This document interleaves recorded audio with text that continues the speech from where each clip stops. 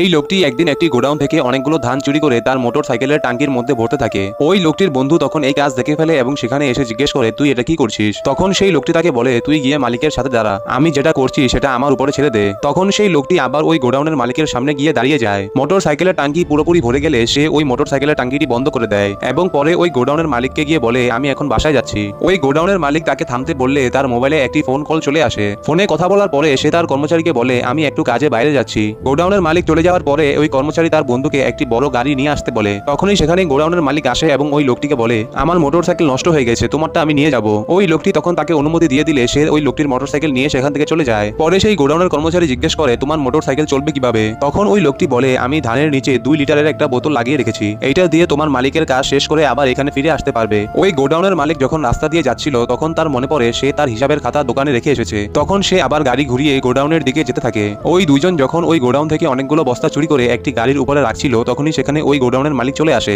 তখন সে ওই দুজনকে এই ব্যাপারে জিজ্ঞেস করলে তারা কিছু বলতে পারে না এবং পালিয়ে যায়।